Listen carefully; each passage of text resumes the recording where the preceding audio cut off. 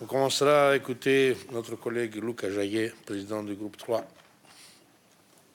Il est là à droite. Je suis là, Monsieur le Président.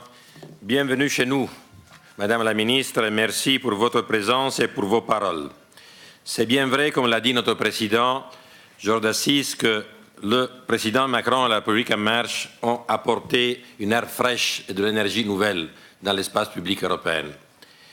Et c'est bien vrai que ce positivisme et cette énergie a été contagieuse, car depuis alors, dans l'Union européenne circule un peu plus de vision, un peu plus de confiance et un peu plus d'ambition. Et ceci aussi grâce au fait, comme l'a rappelé, vous l'avez rappelé aussi, le président Juncker dans son état de l'Union, on commence à revoir depuis quelque temps une ligne continue, même encore pas trop forte, de croissance en Europe. Comme on a pu voir une unité extraordinaire des 27 États membres devant le dossier plus complexe de l'histoire de l'Europe, la négociation du divorce demandé par les Britanniques, et comme encore on a pu voir dans la dernière année la capacité des chefs d'État et de gouvernement et des institutions de convenir sur des grands projets européens communs, comme a été l'adoption du socle européen des droits sociaux à Göteborg, et comme a été la coopération structurée permanente sur la sécurité et la défense. Il ne faut pas se faire des illusions. Tout cela est bon, mais il y a énormément de signaux de difficultés dont il faut tenir compte.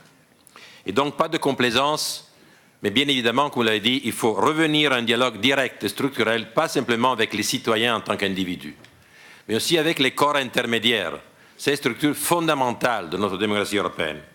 Alors, je voudrais confirmer, comme l'a dit le Président, notre plus grande appréciation de l'initiative du président Macron, même si moi, j'aurais préféré de rester au nom des conventions citoyennes, qui était la première proposition et qu'on avait déjà salué et approuvé et donné notre accord de coopération au président Juncker, quand il était venu ici en septembre nous présenter l'état de l'Union. On avait discuté avec lui de la possibilité de coopérer avec la Commission pour soutenir l'idée. Bien, on est là, on connaît très bien que parfois les compromis sur les noms aident à gagner le consensus. Donc on est là et j'appuie totalement votre projet.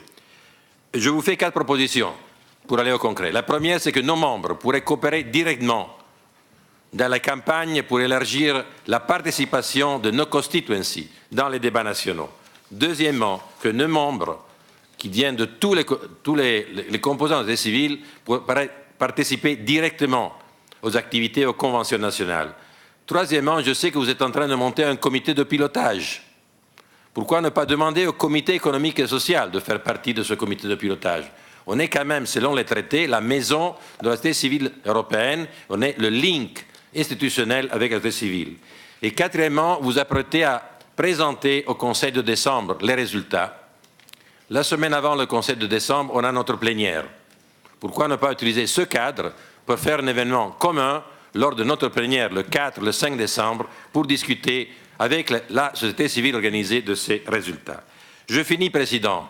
Les citoyens européens veulent discuter de l'avenir de l'Union européenne, mais ils sont de plus en plus intéressés à discuter si on a maintenu les promesses.